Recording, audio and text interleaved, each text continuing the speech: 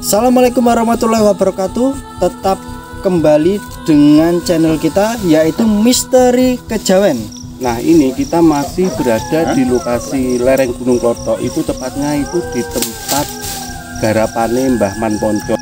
Dan jangan lupa untuk teman-teman yang menonton, nah sebelum menonton di channel kita, terlebih dahulu like, komen, dan subscribe. Tekan tombol lonceng agar tetap mengikuti notifikasi dari kita, dan video kita akan muncul di beranda kalian.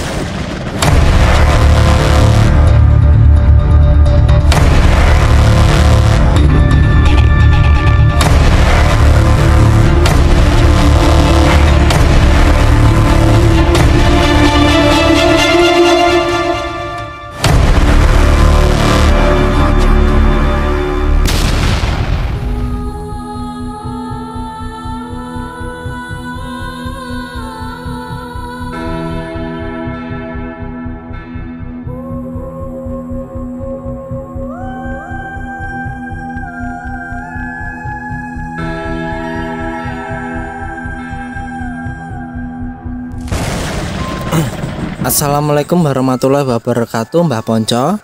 Waalaikumsalam warahmatullahi wabarakatuh, Mas Renda. Selamat malam.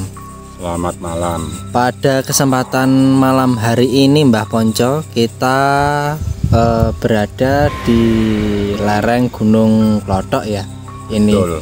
Nah, ini waktu menunjukkan 12:30 tepat ya.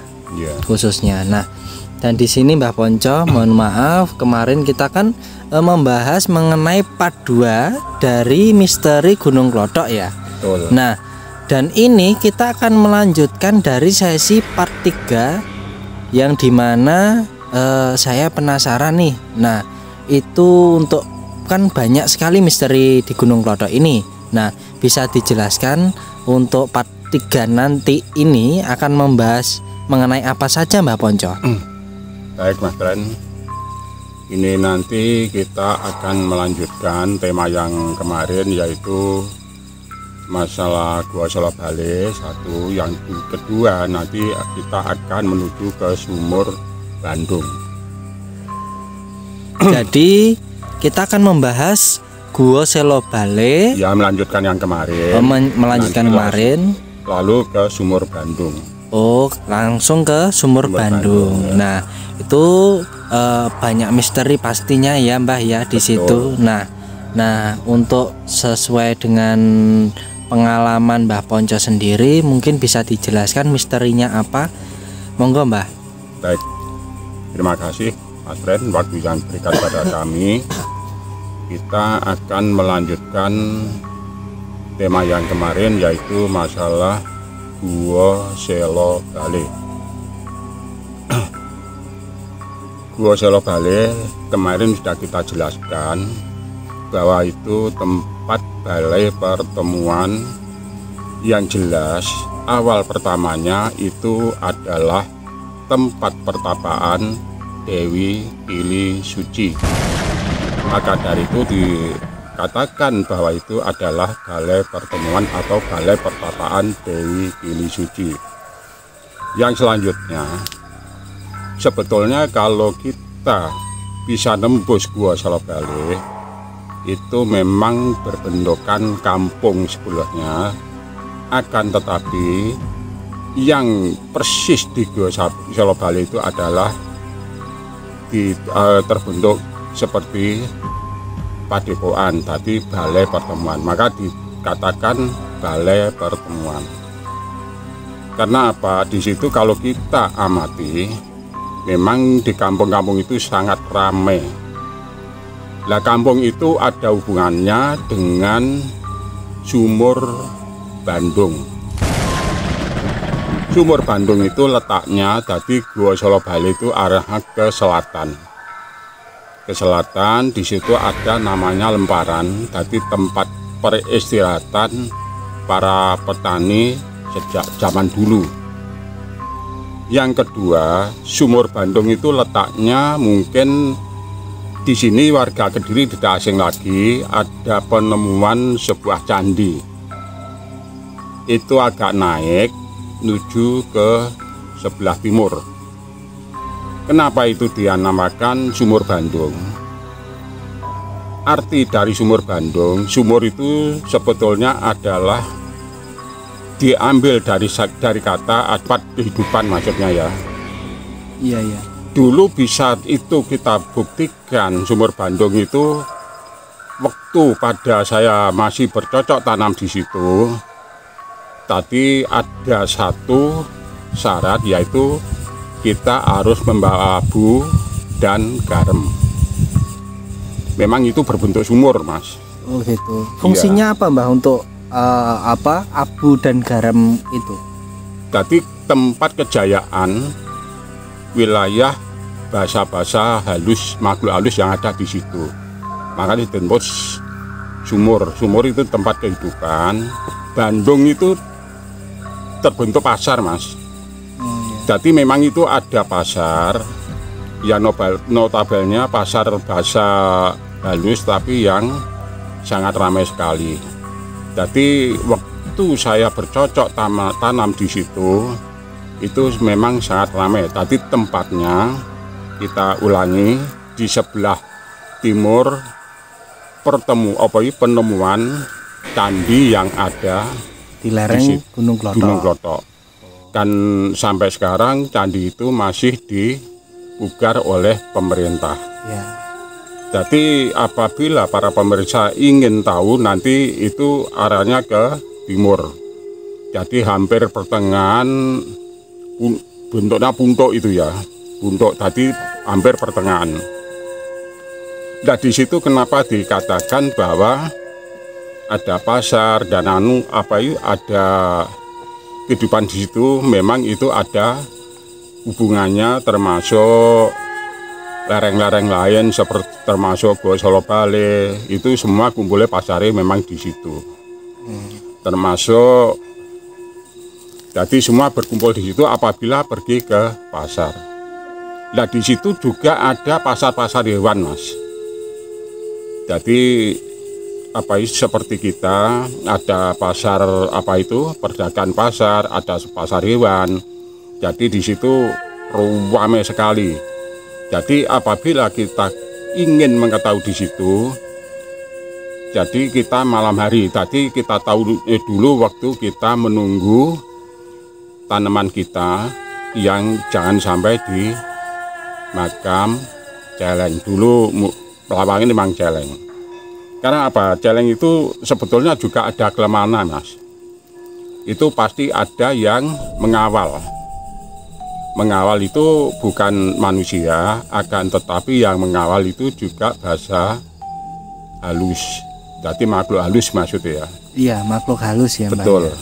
Jadi apabila kita waktu mengamankan tanaman kita, jadi kita waktu itu cuma minta kepada pengawal dari celeng-celeng itu, kita cuma apabila mau memakan tanaman saya yang ada di situ, tolong Mbah, kita yang menanam ya harus dikasih, jangan dihabiskan. Alhamdulillah di situ akhirnya yang mengawal celeng-celeng situ ada pengertian lah. Ya apabila itu mau makan tanaman jagung atau ubi itu ya makan, tapi tidak banyak, cuma sedikit. Jadi dia juga ada pengertian.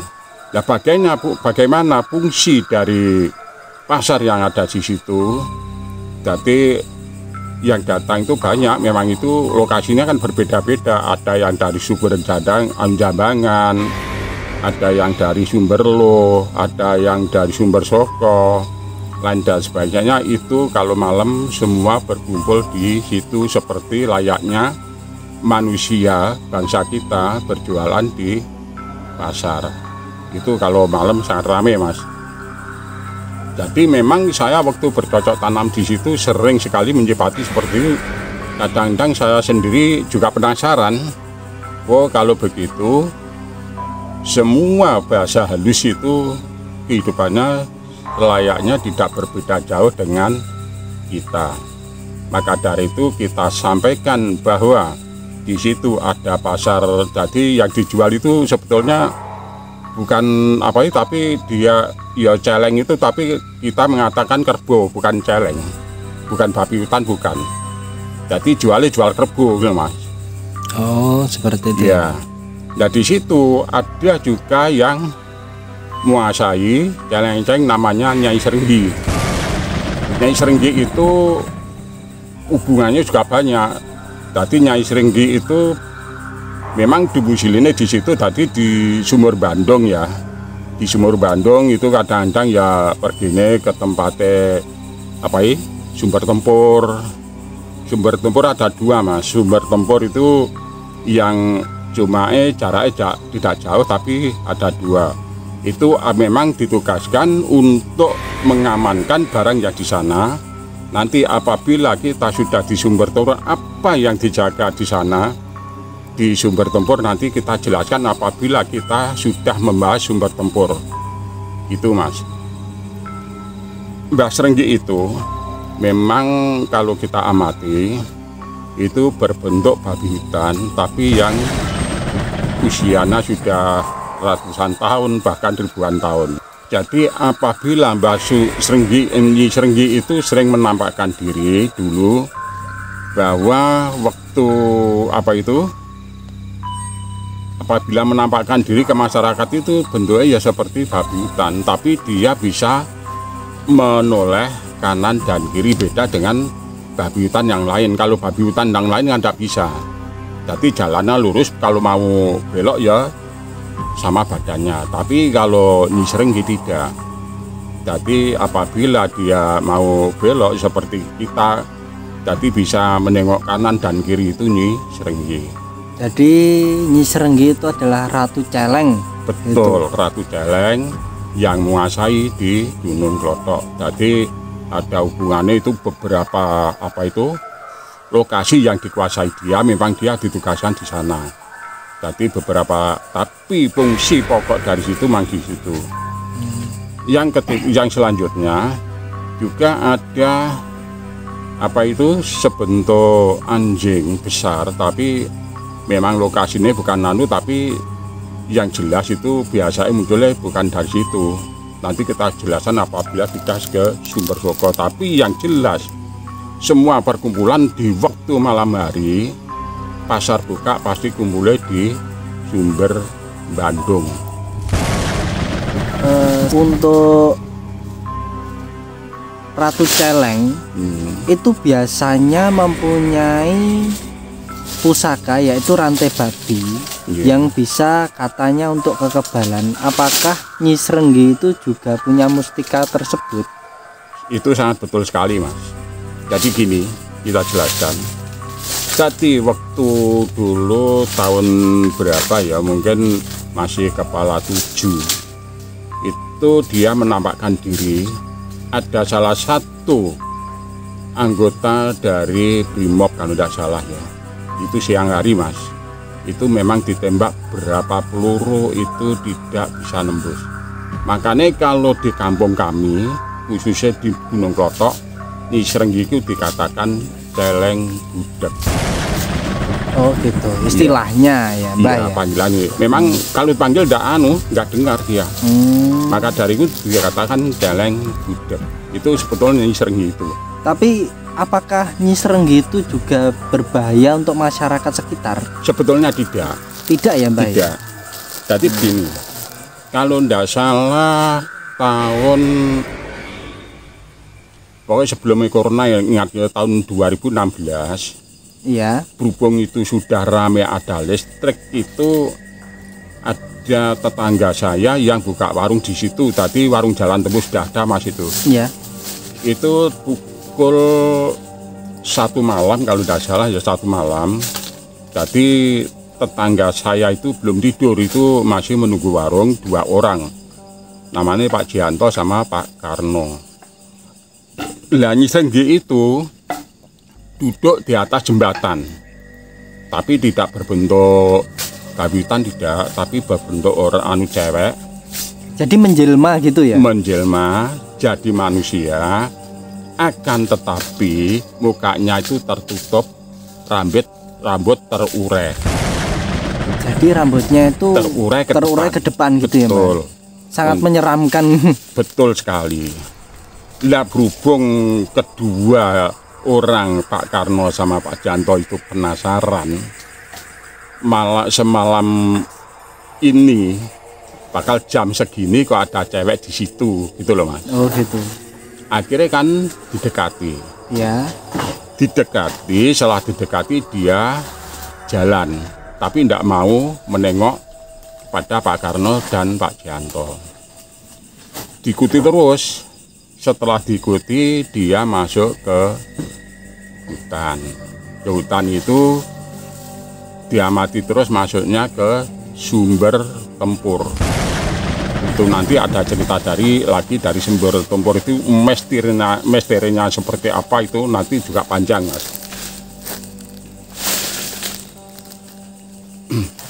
Terus apa?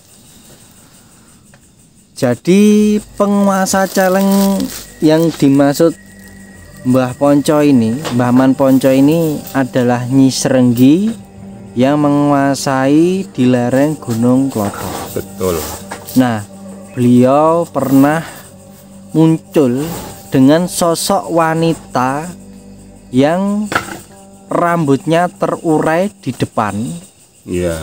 Dan seketika ada 2 orang dari warga kampung melihatnya, sehingga penasaran akhirnya didekati dan menjauh ke hutan ya Mbah ya. Nah, diamati akhirnya ke sumber tempur. Sumber tempur itu pun juga ada yang ditugaskan untuk menjaga barang di situ, nanti kita jelaskan soalnya itu nanti Mas, anak buahnya bukan 1 atau 2 barang gaib, tapi sangat banyak. Nanti kita jelaskan apabila kita sudah membahas ke sumber tempur. Terus suatu ketika ya Mbak ya. Iya.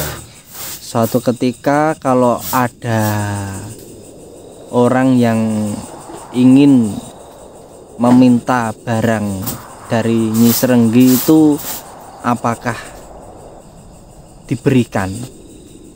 Gini Mas, yang dimaksud meminta barang itu kira-kira barang apa? Karena yang dijaga Nyi Srenggi itu banyak Mas. Oh gitu ya. Banyak sekali. Jadi seperti apa yang kita sampaikan, tugasnya Nyi Srenggi itu menjaga barang-barang yang berharga yang ada di Gunung Klothok. Termasuk di sumber tempur ada 2 tempat yang dijaga Nyi Srenggi, tapi barang tersebut berbeda. Jenisnya berbeda, dia tidak sama. Soalnya kan biasanya orang itu penasaran ya. Penasaran ingin meminta suatu misal seperti ageman gitu, gitu kan. Nyi Srenggi adalah ratunya kan Mbak. Nah, dan pastinya itu kan tidak gratis ya gitu Mbak. Betul. Itu pasti ada sistem tukar menukar kan Mbak. Iya, nah, ada imbal balik. Ada imbal balik. Dan itu pasti kan ya imbal balik kalau ada perjanjian kepada bangsa halus ya harus hati-hati pastinya ya kan. Betul. Nah, karena sedikit banyak biasanya kan membelokkan kita agar kita tersesat pastinya ya. Betul. Nah, seperti itu. Nah, mungkin ada hal yang disampaikan lagi untuk season part 3 ini Mbah. Terima kasih Mas Ren. Jadi pengalaman yang kita alami, maka dari itu kita pernah berpesan kepada semua masyarakat, apabila kita transaksi atau mempunyai janji dengan makhluk halus, kita harus lebih berhati-hati. Satu, yang pertama, apa yang dia sampaikan itu yang harus kita ingat. Jadi saya masih ingat betul, ini masih saudara saya sepupu ya. Ini menjadikan saudara sepupu itu pernah dikasih sebuah cincin emas. Jadi dia berpesan, sampan saya kasih cincin emas ini untuk memperlancar atau supaya kerja sampani itu tidak begitu sengsara, lebih enak lah. Jadi apa yang diusahakan supaya mencari rezeki lebih lancar, lain dan sebagainya. Tapi memudahkan untuk pekerjaan supaya ekonomi dia itu bisa berubah dengan baik. Tapi ada tapinya, Mas. Ada satu syarat, jangan sekali-kali barang yang saya kasihkan ke sampan itu Anda jual. Itu pesan dari itu. Lalu saudara saya itu memang masih sepupu dengan saya. Oh ya. Jadi pernah masih saya kalau panggil dia Mas gitu ya. Iya. Terus dia tanya, apabila ini memang terjadi terjual, kira-kira efeknya apa? Kan gitu pertanyaan. Efeknya apabila kamu melanggar, berarti kamu harus ikut saya. Tapi apabila kamu bisa menjaga barang ini sampai tua, sampai itu tidak ada beban apa-apa. Ya alhamdulillah waktu itu kakak saya lupa, Mas. Bukan dia dijual, kebetulan dipinjam saudaranya. Dipinjam saudaranya. Namanya manusia berkali-kali kita sampaikan bahwa manusia itu mempunyai sifat lupa. Sama saudaranya dipinjam, akhirnya dijual. Gitu loh, Mas. Iya. Ya setelah barang itu dijual, ditanyakan dijual, akhirnya apa? Jangka cuma tidak lama, 2 hari dia tidak sakit, tidak apa-apa, akhirnya meninggal dunia. Itulah yang sangat berbahaya. Jadi suatu perjanjian itu sangat-sangat tidak boleh diingkari ya, Mbah ya. Betul. Karena untuk mengingkarinya pasti ada efeknya. Iya, pasti fatal, akibatnya pasti fatal. Sampai terjadi kematian seperti itu ya. Juga. Itu yang mengakibatkan itu sangat fatal sekali. Maka dari itu kita pesan kepada para pemirsa, apabila kita mempunyai perjanjian dengan makhluk halus, kita harus berhati-hati dan harus jeli untuk mengoreksi apa yang dia katakan. Itu yang paling penting. Terus di lain sisi saya juga bertanya lagi, Mbah. Itu di balai pertemuan, itu tempat kumpulnya para bangsa-bangsa halus ya. Betul. Di situ. Dan di dekatnya itu ada pasarnya gitu, Mbah? Bukan, pasarnya agak jangan jauh. Agak jauh ya. Perkampungan itu ya. Oh gitu. Perkampungan, akan tetapi di Solo Balai itu memang berbentuk padepokan, tadi balai pertemuan, tapi sebelah itu memang perkampungan, tadi pusatnya memang di situ. Jadi gini, mungkin di situ satu misal di kampung saya ya, mungkin di situ adalah kepala kampung juga bisa. Maka dari itu gini, Mas ya, kita kemarin membahas masalah pembangunan bendungan ini kita revisi karena saat dikomplain warga saya. Jadi kita menginformasikan bahwa pembangunan bendungan itu di tahun 90 itu adalah keliru. Yang benar itu di kepala 7 kalau tidak salah. Oh gitu. Pembangunan jadi ya saya sendiri memaklumi karena kan sudah lama. Terus umurnya Mbah Ponco kan ya sudah banyak ya pastinya. Ya, jadi ya sifat pelupa itu pasti punya ya, Mbah ya. Mungkin yang jangankan seusia saya, mungkin yang lebih muda dari saya juga mempunyai pelupa. Jadi ini tidak bisa dipungkiri. Jadi kesimpulannya itu kemarin itu adalah ceritanya itu berdasarkan fakta, cuman tahunnya yang keliru. apa kejadiannya itu keliru. ya. Di tahun kan kemarin kan di tahun kepala 90-an. Iya, kepala 9. Tapi ternyata masih di kepala 7. Kepala 7. Jadi tahun 70-an ya, Mbah ya. Iya, 78 ke atas. 78 ke atas. Ya, nah, dan apa? Mengenai misteri bendungan itu kemarin itu juga banyak komentar pastinya. Itu sangat menyeramkan, Mbah. Betul. Karena sampai terjadi nyawa hilang. Iya. Seperti mengalapkan kalau kita menyebut istilahnya orang dulu kan kalap gitu. Iya, kalap. Seperti memang itu apa yang kita sampaikan memang fakta. Jadi semua orang warga di tempat saya mungkin di luar Kediri pun memang pernah dengar kejadian seperti itu. Gitu. Dan untuk di pasarnya itu tadi saya juga penasaran itu di pasarnya mungkin Mbah Ponco pernah melihat apa yang dijual di sana, Mbah? Macam-macam, Mas. Jadi di pasar itu memang ya ada sayur-sayuran, ya saya sendiri sebetulnya juga bingung gitu, Mas. Bangsa halus kok berjual sayuran kan jual daging yang dijual daging apa, saya sendiri sih bingung gitu loh. Jadi kadang-kadang saya itu juga merenungkan sebetulnya yang dimakan bahasa halus itu apa gitu loh. Itu jadi saya sendiri juga bingung menganalisa, itu juga bingung gitu loh. Untuk pasarnya itu pasti munculnya di malam hari ya. Pasti di malam hari. Itu pasti biasanya mulai jam 2, jam 3 itu baru muncul.